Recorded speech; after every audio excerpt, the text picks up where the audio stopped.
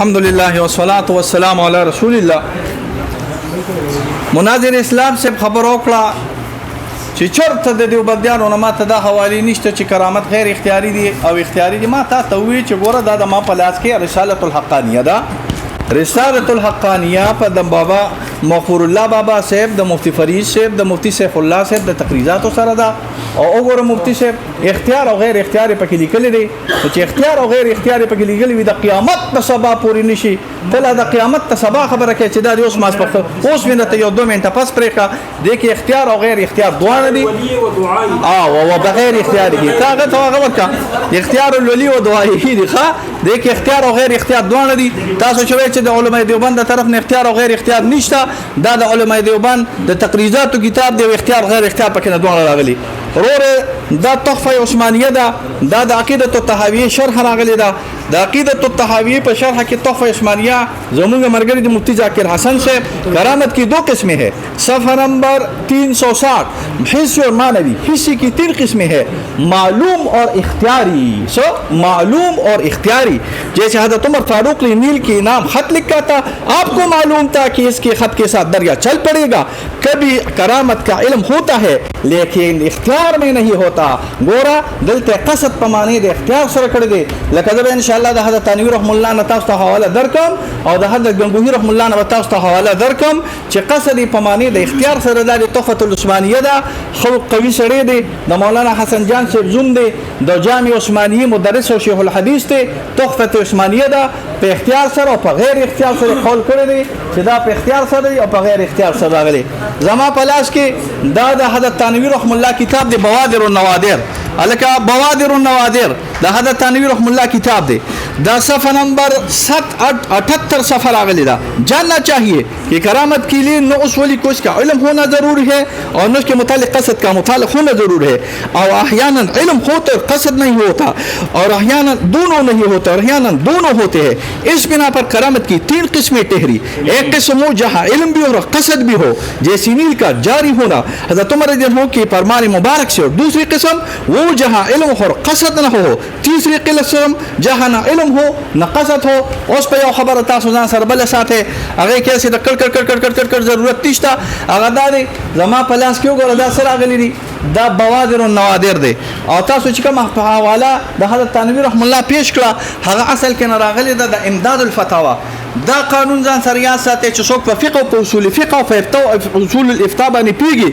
رملی د ما په لاس کې رملی به تاسو پیژنئ نه تاسو یادو مغوی نه یادو ما رملی به تاسو پیژنئ نه چې رملی سره غلي دی الشافعي الصغير شارح المنهاج. کله چې مقابله راشي په مابین د فتوا کې او په مابین د تصنیف کې همیشه اعتبار به تصنیف سره راغلي. بیا بوادر النوادر چې دا د حضرت تنویر رحم الله اخري تصنیف راغلی. حضرت تنویر رحم الله دا د ځنکدن په حالت کې نه راغلی چې کله وته بوادر النوادر راولل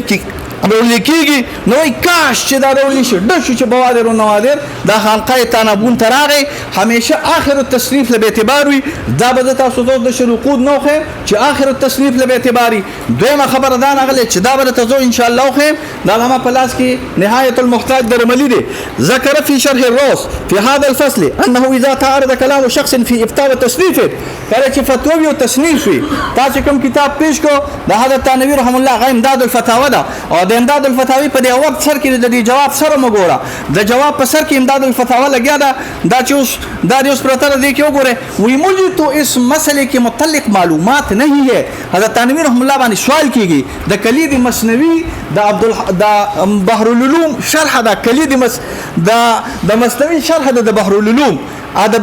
بحر العلوم د مسنوی شرح کې ویلي دي چې معجزاتو کې قدرت انبیاء شته. حضرت تنویر رحم الله باندې سوال کیږي زما یاداشت ګوره الحمدلله ښه زیاده شنه من د یاداشت نه تویم کې سوال دی ګورم جواب دی ګوره. سوال کې لیکلی دي چې په شرح د مسنوی کې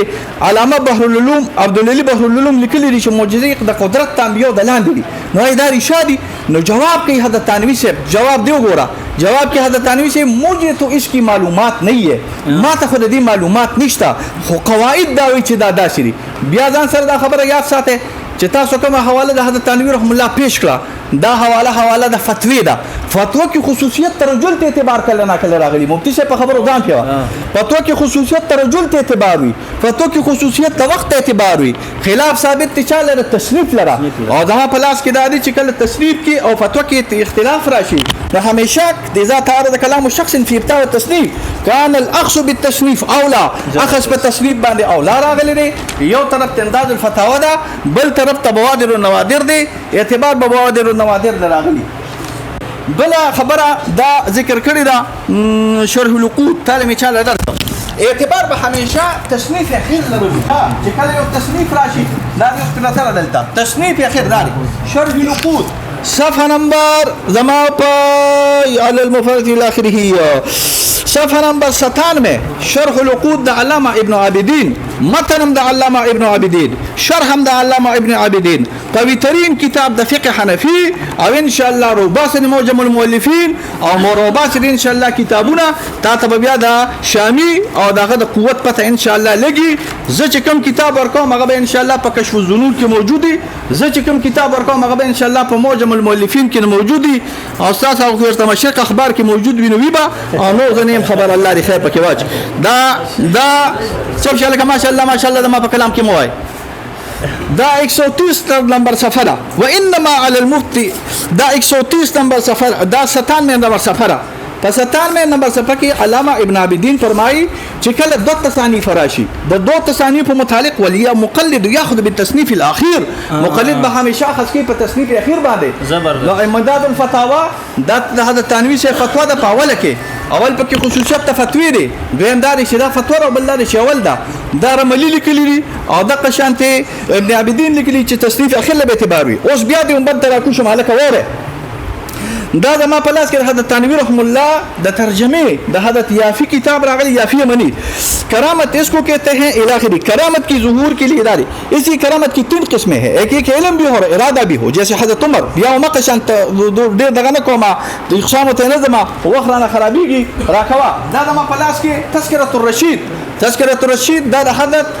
رشید احمد گنگوهی رحم الله تذکرہ ده په هغه کې لیکي حسی کرامت اولیاء را هست قدرت از الى تیر جستا باز گرداند زیرا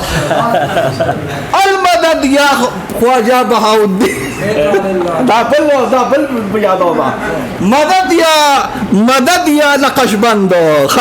خبره می دا کوله دا بل یادو خبره می دا کوله دیکھ بیا دا درې قسمه تقسیم کرامت کی 2 قسمه ایک حصہ ایک معنوی بیا دا غنه پس بیا شوی وې دا کرامت چې 3 قسمونه کم راغلي دي هغه کې بیا 2 قسمونه